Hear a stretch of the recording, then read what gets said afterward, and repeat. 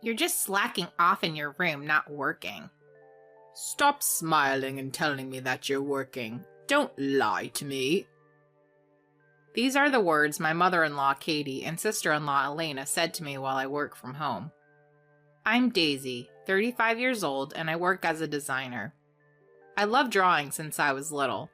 I was in the art club in both middle and high school and graduated from an art university. I've won several awards, and I always wanted to become a painter or work in design.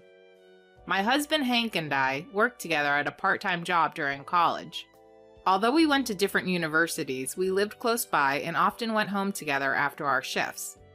We discovered we liked the same artists and became close. We started dating on the day we went to see a live concert together. He's a generous and kind person. He listens to my whims and I love him, but sometimes his kindness causes him to lose out, which worries me a little. We had a lot of fun during our college days going to live concerts and festivals together. After graduating, Hank got a sales job at a small company and I started working as a designer at a design office. We got married at the age of 25, 3 years after starting our jobs. We have a daughter who is now in elementary school. When I became pregnant with my daughter, I went independent and started working as a freelance designer from home. At first, it was tough to work from home while raising a child, but thankfully, I now have a lot of work. I used to work from early morning till late at night before getting pregnant, so my husband was very supportive of me continuing to work from home.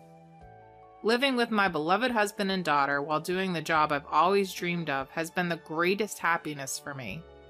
When our daughter started elementary school, we built our dream home. We even made a room for me to focus on my work. One night, Elena visited our house late at night.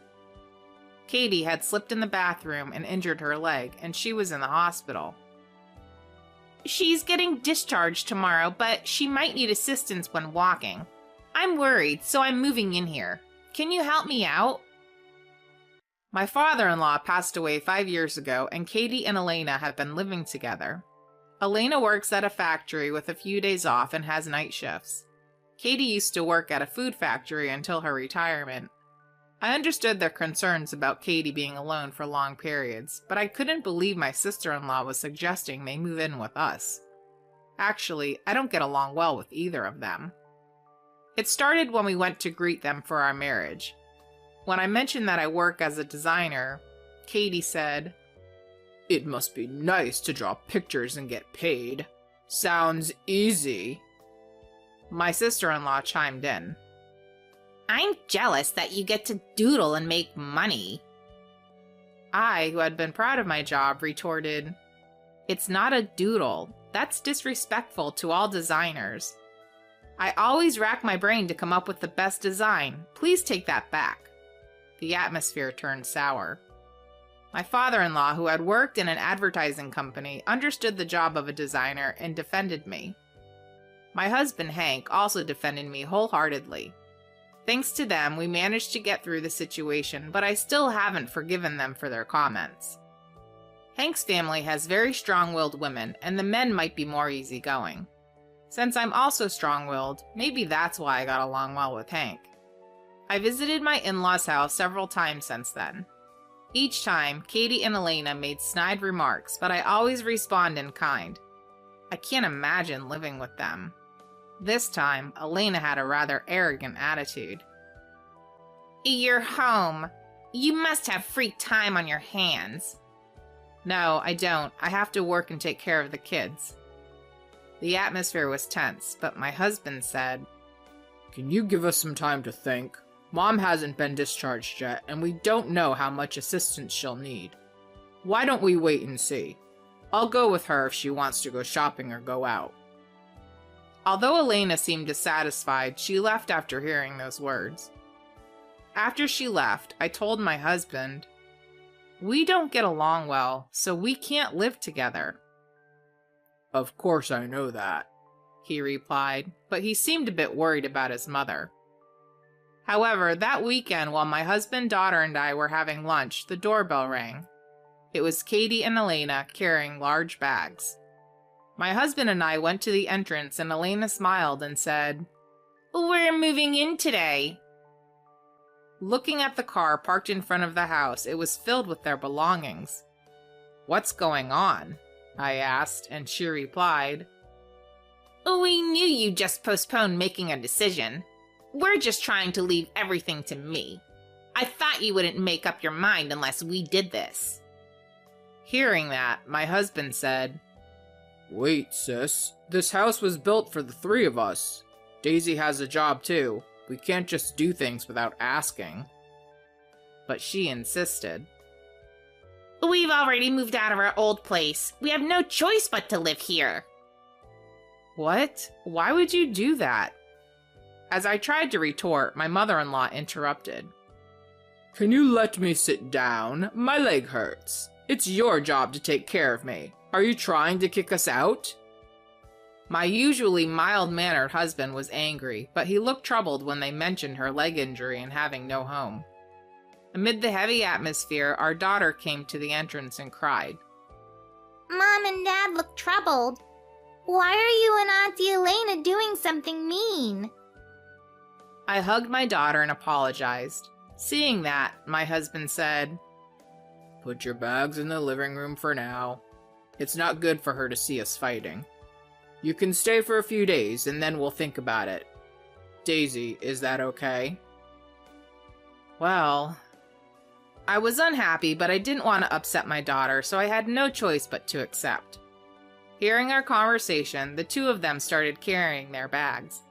Katie was dragging her leg and seemed to have difficulty walking. From that day on, my days of hell began. My usual routine was to send my daughter to school, finish housework, and then start working. Hank and Elena went to their jobs, leaving Katie and me alone. "I'm going to work now," I told her before retreating to my workroom. However, that didn't mean she would let me concentrate on my work. At first, when I left my room to go to the bathroom or get a drink, she would say things like, Daisy, can you make me some tea? Daisy, when are you making lunch? I don't want anything simple. I had anticipated this, so I managed to dodge her request by saying, "Sure, here's your tea. I prepared lunch this morning. Don't worry, it's not something simple." She seemed to look a bit frustrated. One day, I was in my workroom having a remote meeting. I didn't notice because I was wearing headphones, but suddenly, Katie started yelling right behind me. I've been calling you over and over. Stop ignoring me while you're having a fun conversation. I was surprised and let out a gasp, not knowing when she had entered the room. The camera and microphone were on, so the client heard everything. They laughed, and I felt extremely embarrassed. It was a long-time client, so it worked out somehow, but it could have been a disaster with other clients. I got her out of the room, finished the meeting, and went to see her. "Katie, please, I'm working. Don't come into my room like that." It's your fault for not coming when I called you. I was dumbfounded and quickly stopped arguing. Thinking it was pointless to say anything to her, I called a contractor that day to put a lock on my workroom door. That night, when my husband came home from work, I said, "I don't think I can handle this. I can't have my work disrupted." If you've put a lock on the door, it should be fine. She's having trouble walking, so I can't just kick her out. He seemed decisive. I understood what Hank meant, so I thought we needed to come up with some measures. To avoid worrying our daughter, we acted normal when we all ate together.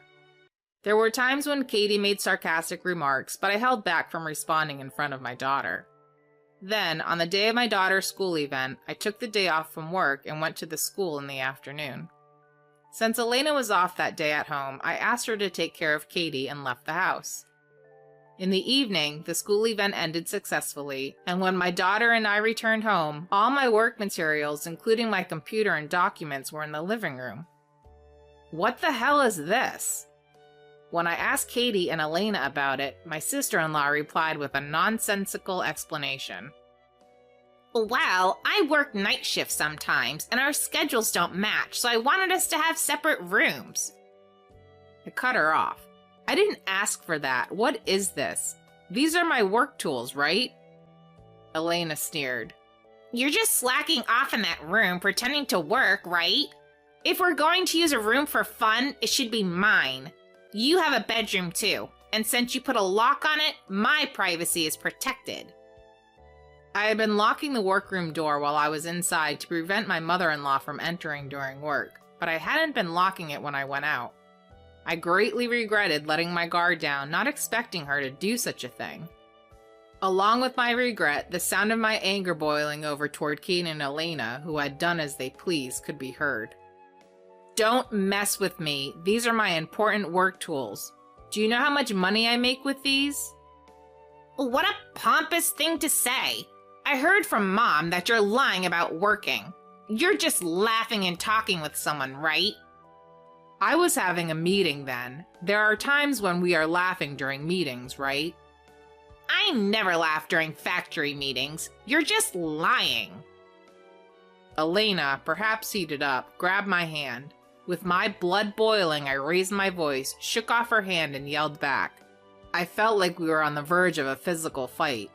Then Katie, who had been sitting on the sofa complaining, ran over to us. Stop it! Daisy is the one at fault. She works at night and has a hard time. She's always exhausted when she comes back from her standing job. Compared to that, you're just sitting in front of your computer laughing. What kind of work is that? Stop lying already. Huh? By the way, Katie, you just ran, didn't you? Are you lying about your bad leg? Oh, you're awful! Accusing an old woman with a bad leg of lying? Just because you don't want your own lies to be exposed. The fact that you could run is proof. Please rent a house immediately and go back to living together. Unable to hold back, I said what I had been wanting to say but had been enduring. Hearing that, Elena retorted. What are you saying? Talking about working from home like you're so important? Remote work is for recluses. Pack your stuff and leave. Katie continued. That's right. It's not us. You should be the one to leave. Then we heard our daughter's crying voice. I got too excited and was completely absorbed in the argument. My daughter had been crying the whole time. Seeing her, I came to my senses. Fine, I understand. All the furniture is mine and I'll sell the house. Goodbye. Huh? What do you mean, yours? It's Hank's, right? I just ignored her, packed my things, and went back to my parents' house. I apologized to my daughter a lot. As I apologized, tears welled up in my eyes. I emailed Hank about today's events and my return to my parents' home. That night, he came to apologize after work. I'm sorry about my mom and sister. Please come back. I can't. I've reached my limit. They will never leave. I'm already looking for a place to move, and I'm selling the house. I'll contact you again when we have a moving date and a new house. With that, I sent my husband home. In fact, his income was so low that it was impossible for the three of us to live together. I had suggested he change jobs many times, but he stubbornly refused, saying the company wouldn't run without him. So I became independent. I had been working while raising my daughter since she was born. Thanks to that, we were able to buy a house. We paid for living expenses from my husband's salary, but the house, car, and furniture were all purchased with my earnings. The house was in my name because I earned several times more than he did. I loved my job as a designer, and it was fine. I thought it was okay if he didn't want to change jobs. There were no complaints while the three of us lived together. I think my husband was also at fault for not clearly refusing to live with his mother and sister. I want to continue living with Hank, but living with his mother and sister is absolutely impossible. From that day on, I did everything I could to sell the house and find a new one. In the meantime, Hank told his mother and sister to leave, but they refused to listen. They seemed to be enjoying themselves in the house as if it were their own.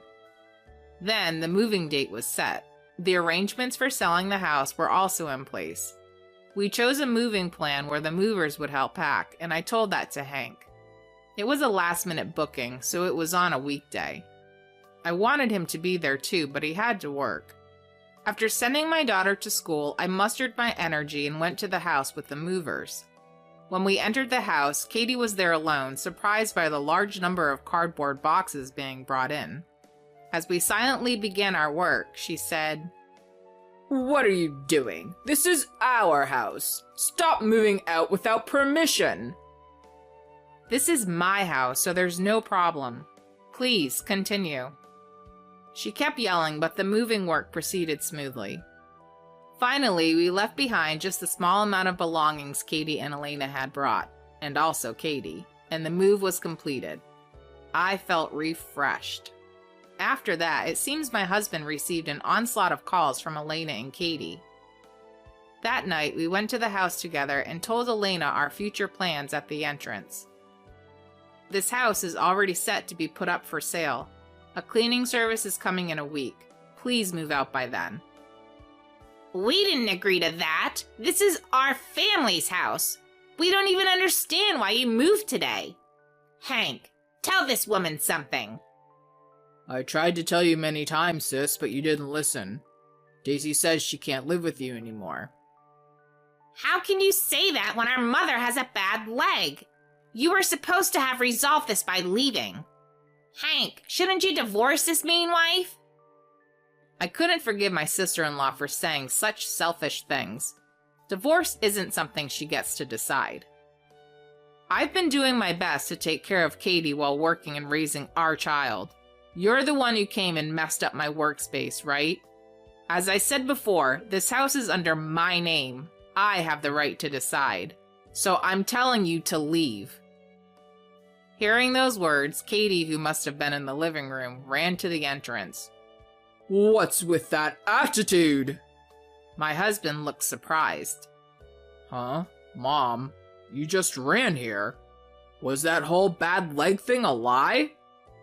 As my husband said that, Katie looked flustered and pretended to be in pain, but he ignored her and continued speaking. It's embarrassing as a man, but since my earnings are low, this house is under Daisy's name. Despite having to care for our child, she worked tirelessly from home. Thanks to her unwavering dedication, I have my job. I can't forgive you and Elena for going as far as lying to interfere with her work. I'll help you find a place too, so please leave. Hearing my husband's words, Katie and Elena remained silent with their heads down. I'm really sorry. I knew you didn't like the idea, but I couldn't say anything strongly because I was worried about my mom's bad leg. I'm sorry. Also, I've decided to change jobs. Since then, Katie and Elena seem to have found a small place to live together. I haven't met them since, but when Hank went to help them move, they were apparently arguing the entire time. It was true that my mother-in-law had fallen and been hospitalized, but she could walk normally after a few days and had hidden this fact to avoid being kicked out. She confessed this to Hank. In our new house, my daughter, Hank, and I were able to return to a happy life. Our daughter, who had been a bit down during the time we lived together, has regained her energy and is now at ease. Hank has started job hunting and is likely to find a much higher paying job than before. My work is going as smoothly as ever. We're both saving money and talking about buying an even better house than before.